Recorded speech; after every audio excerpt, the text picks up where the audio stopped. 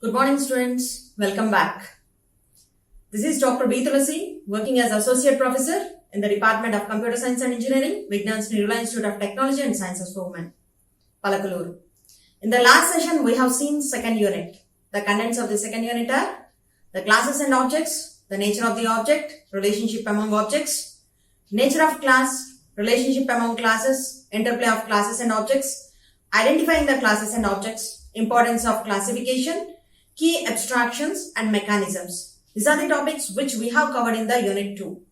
And in today's session, we are going to discuss the unit 3. And the contents of the unit 3 are introduction to UML, why we model, conceptual model of the UML, architecture, classes, relationships, common mechanisms, class diagrams and object diagrams. And coming to the session, let's start the basics of the unit as usual. Let me start with the question, what is UML? And the name says it's all. UML stands for the Unified Modeling Language. Unified Modeling Language is an open standard graphical notation for system development proposed by Object Management Group. Object Management Group is a consortium of software. The notation is based on work from Grady Booch, James Ramba, Yvonne Jacobson. And UML is a modeling language to express and design documents, software particularly useful for the object-oriented designing. The language can be used from general initial design to very specific detailed design across the entire software development lifecycle. And Unified Modeling Language is a graphical language for modeling and developing of software systems. The UML diagram become a common work product for developers to use to discuss all the phases of the software development. We have seen in the first unit the phases of the software development, and the UML is used for all the phases in the software development. It means requirements gathering and analysis, design, implementation, testing, deployment and maintenance. The goal here is to model the software system before we build it. Unified Modeling Language is a modeling language that combines various approaches in a single design language, which is used to plan and create computer applications. UML is actually a combination of several notations. That means object-oriented design, object modeling technique, which is also known as OMT, and object-oriented software engineering, OOSC. The Unified Modeling Language is a family of graphical notations backed by a single meta model that help in describing and designing software systems, particularly software systems built using object-oriented style. It means by using OOPS concepts. Coming to the next topic, object diagrams. Object diagrams model the instances of the things contained in the class diagram. An object diagram shows a set of objects and their relationships at a point of time. You use object diagrams to model the static view or a static process view of a system. This involves modeling a snapshot of the system at a moment in a time, rendering a set of objects, their state and their relationships. Object diagrams are not only important for visualizing, specifying and documenting structural models, but also for constructing the static aspects of the systems through forward and reverse engineering. If you see the object diagram, and here you can see a company and departments, and in the departments also you can see the R&D and names of the R&D department, US sales, these are some of the departments. And here having a person name and employee ID also given in the object diagram. So coming to the basic terms which we use in the object diagram are, a object diagram is a diagram that shows a set of objects and their relationships at a point of time. Graphically, an object diagram is a collection of vertices and arcs. Here vertices means objects and arcs means the links between the objects. Common properties. An object diagram is a special kind of diagram and shares the same common properties as all other diagrams, that is a name, a graphical contents that are a projection into a model. What distinguishes an object diagram from all other kinds of diagrams is its particular content. The contents of this object diagram are commonly objects links. Like all other diagrams, object diagrams may contain nodes and constraints also. Sometimes you will want to place classes in your object diagrams as well, especially when you want to visualize the classes behind each instance. The important point to note here is an object diagram correlates with a class diagram. The class diagram describes the general situation and the instance diagram describes the specific instances derived from the class diagram. An object diagram contains primarily objects and links. Deployment diagram may also occur in generic and instance forms. General deployment diagram describe node types and instance deployment diagrams describe a concrete configuration of node instances described by their type. Common uses. You use object diagram to model the static design view or static process view of a system, just as you do with the class diagrams, but from the perspective of real or prototypical instances. This view primarily supports the functional requirements of a system, that is, the services the system should provide to its end users. Object diagrams let you model static data structure. When you model the static design view or a static interaction view of a system, you typically use object diagrams to model the object structures. Here, modeling object structures involves taking a snapshot of the objects in a system at a given moment of time. An object diagram represents one static frame in the dynamic storyboard represented by an interaction diagram. You use object diagram to visualize, specify, construct and document the existence of certain instances in your system, together with their relationships to one another. You can show dynamic behavior and execution as a sequence of frames. The common modeling techniques where the objects can be used are to model the object structure. Identify the mechanism you would like to model. A mechanism represents some function or behavior of a part of the system you are modeling that results from the interaction of a society of classes, interfaces and other things. Create a collaboration to describe a mechanism. For each mechanism, identify the classes, interfaces and other elements that participates in this collaboration. Identify the relationships among these things as well. Consider one scenario that walks through these mechanisms. Freeze that scenario at a moment in time and render each object that participates in the mechanism. Expose the state and attribute values of each such object as necessary to understand the scenario. Similarly, expose the links among these objects representing instances of associations among them. If you see the figure, it shows a set of objects drawn from the implementation of an autonomous robot. The figure focuses on some of the objects involved in the mechanism used by the robot to calculate a model of the world in which it moves. There are many more objects involved in the running system, but this diagram focuses on only those abstractions that are directly involved in creating this world view. Here, if you see the figure, robot moving, it is in the world. So, area 1, area 2. If it is area 2 means wall, it will consider wall 1, wall 2, and if it is D means it will consider it as a door. So, based on the door and wall, it will make its movements.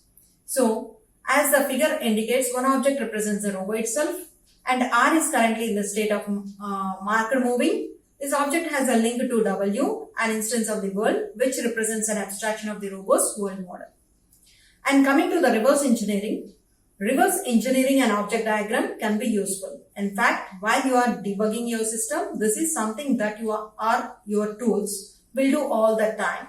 For example, if you are chasing down a dangling link, you will want to literally or mentally draw an object diagram of the affected objects to see where at a given moment in time an object state or its relationship to other objects is broken. To reverse engineer an object diagram, choose the target you want to reverse engineer. Typically, you will set your context inside an operation or relative to an instance of a particular class. Using a tool or simply walking through a scenario, stop execution at a certain moment of time. identify the set of interesting objects that collaborate in the context, and render them in the object diagram. As necessary to understand their semantics, expose these object states. As necessary to understand their semantics, identify the links that exist among these objects. If your diagram ends up overly complicated, prune it by eliminating objects that are not germane to the questions about the scenario. You need answer. If your diagram is too simplistic, expand the neighbors of certain interesting objects and expose each other's state more deeply. You will usually have to manually add or label structure that is not explicit in the target code. The missing information supplies the design intent that is only implicit in the final code. So, let me end with a few hints and tips. When you create an object diagram in the YAML, remember that every object diagram is just a graphical representation of the static design view, a static interaction view of a system. This means that no single object diagram needed to capture everything about the system's design or process view. In fact, for all but trivial systems, you will encounter hundreds, if not thousands of objects, most of them anonymous. So it's impossible to completely specify all the objects of a system or all the ways in which these objects may be associated. Consequently, object diagrams reflect some of the concrete or prototypical objects that live in the running system. A well-structured object diagram is focused on communicating one aspect of system static design view or static process view. Represents one frame in the dynamic storyboard represented by an interaction diagram. Contains only those elements that are essential to understanding the aspect. Provides detailed consistent with its level of abstraction. You should expose only those attribute values and other adornments that are essential to understanding.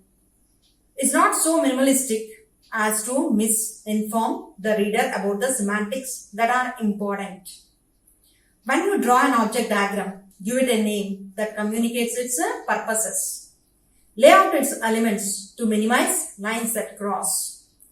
Organize its elements spatially so that things that are semantically close are laid out to be physically close. Use notes and color as visual cues to draw attention to important features of your diagram. Include the value and state of each object as necessary to communicate your intent. This is regarding the object diagrams. The main use of object diagrams is to represent or to model the object structures. This is what we discussed in this object diagrams. We have covered all the topics of Unit 3 and let's have a quick recap what we have seen in this Unit 3. In this unit, we have discussed about what is YAML. The YAML is a language for visualizing, specifying, constructing documentation. Why use YAML? What is the main purpose of using YAML? What is a model? A model is a simplification of reality. Why do we model? And what YAML is not? Objectives of the YAML, history of the YAML. We have seen the principles of the modeling. In that we have seen 4 points. Next we have seen the object-oriented modeling. The two most common ways are from an arithmetic perspective and from an object-oriented perspective. That's what we have discussed here. A conceptual model of the YAML. Here we have discussed about the building blocks of the YAML. In the building blocks of the YAML, we have seen the vocabulary of the YAML encompasses 3 kinds of building blocks. Those are things, relationships and diagrams. And coming to the conceptual model, we have seen the building blocks and the rules and common mechanisms. We have seen the architecture of the YAML, and this we have seen about the 5 views of the architecture. And next we have seen the software development lifecycle, and this we have seen about the 4 phases: inception, elaboration, construction and transition. And we have seen about the workflows also. Next we have seen the classes. In the classes, we have seen about the attributes, operations and responsibilities. Coming to the common modeling techniques of the classes, we have seen the how to model the vocabulary of a system, how to model the distribution of responsibilities in a system, and modeling non-software things, modeling primitive types. This is what we have discussed in the classes. Next, we have seen the relationships. In the relationships, we have discussed about the dependency, generalization, and association relationships. And we have seen the common modeling techniques. In the common modeling techniques, we have seen about the modeling simple dependencies, modeling single inheritance, modeling structural relationships, and creating web of relationships. This is what we have discussed in the relationships chapter. And coming to the common mechanisms, in this we have discussed about the nodes, stereotypes, tagged values, and constraints. So, in the common modeling techniques, we have seen about the how to model the comments, how to model new building blocks, how to model new properties, how to model new semantics. This is what we have discussed in the common mechanisms. Next, we have seen the class diagrams. In the class diagrams, we have seen the what is a class diagram, and in the common modeling techniques, we have seen the how to model the simple collaborations, how to model the logical database schema, and what is forward engineering, and what is the reverse engineering, how our tools are supporting, and is our code supporting or not for the model which we have generated. Next, we have seen the object diagrams. In the object diagrams, we have seen about what is an object diagram, and next in the common modeling techniques, we have seen to model the object structure. Next, we have seen the same what we have studied in the class diagrams also, that is nothing but forward and reverse engineering. For all these chapters, we have seen the tips we need to follow while modeling a system. And coming to the next part, which is very interesting part, that is quiz. So, in the quiz, what type of relationship is represented by shape, class, and square? If you see the figure, it is having 4 options: realization, generalization, aggregation, and dependency. So, find out the answer. If you see it clearly, you can see as generalization. Next one is, which diagram in UML shows a complete or partial view of the structure of a model system at a specified time? So here we are having 4 types of diagrams: sequence diagram, collaboration diagram, class diagram, object diagram. For this specified time, it means instance. For instance, we need to use this object diagram. Which of the following is the building block of UML? So, coming to this, things, relationship, diagrams, all of the mentioned. We know that conceptual model of the UML consists of building blocks of the UML, rules, and common mechanisms. Coming to the building blocks, here we are having things, relationships, and diagrams. So the answer is all of the mentioned. Next, classes and interfaces are part of structural things, behavioral things, grouping things, annotational things. The answer is structural things. What is the physical element that exists at runtime in UML? The options are node, interface, and activity, none of them mentioned. The answer is node. Which things are dynamic parts of UML models? Structural, behavioral, grouping things, annotational things. So, dynamic parts represents the behavioral things. Which of the following term is best defined by the statement? A structural relationship that specifies the objects of one thing are connected to the objects of another. This is association, aggregation, realization, and generalization. We know that the semantic relationship is done by using association. Aggregation represents the whole part, and realization is the collaboration property, and generalization means it represents the superclass and subclass relationship. So here the semantic relationship is nothing but the association. So coming to the next one, object-oriented analysis and design can be handled by one who knows UML. So if we know the UML, we can handle object-oriented analysis and design. No, the option is, we are given true and false. The answer, correct answer is false. At conceptual level, class diagram should include operations, attributes, both operations and attributes, none of them mentioned. At the conceptual level, it is enough to have attributes only. Next, what is an object? We all know that object is an instance of class. An object includes encapsulation of data. An object is not an instance of class, all the mentioned. So, object is an instance of class. UML interfaces are used to specify required services for types of objects, and program in Java but not in C, C++ or Smalltalk. Define executable logic to reuse across classes. Define the API for all classes. The answer is specify required services for types of objects. And next, how many diagrams are there in Unified Modeling Language? 6, 7, 8, 9. So the option is 9. What are they? Class diagram, object diagram, use case diagram, collaboration diagram, sequence diagram, state chart diagram, activity diagram, component diagram, and deployment diagram. So we are having 9 diagrams. What are the common mechanisms of object diagram? So object diagram is used to represent the object structure. So before I giving answer, if you can answer these questions, I think you understood the class well. If you have any doubts, go back and play the videos. If you think that I'm going a little bit fast, don't worry. Then play the video slowly. It means, hope you people know how to play the video slowly. So if you don't know, I'll give an idea. Just go to the settings in the YouTube. Click on the settings. You'll have a playback speed. You'll have an option known as playback speed. In that you'll be having normal and 1.25, 1.5. If you want to go slow, then go for 0.75, 0.5. If you want to go fast, then go for 1.25, 1.5. So by doing this, you can customize the speed according to your need. So thank you so much. Let's meet in the next session. Till then, have a safe day. Follow SMS. As usual, sanitizers, masks and social distancing till we get the vaccine for the corona. Stay safe, stay healthy. Thank you.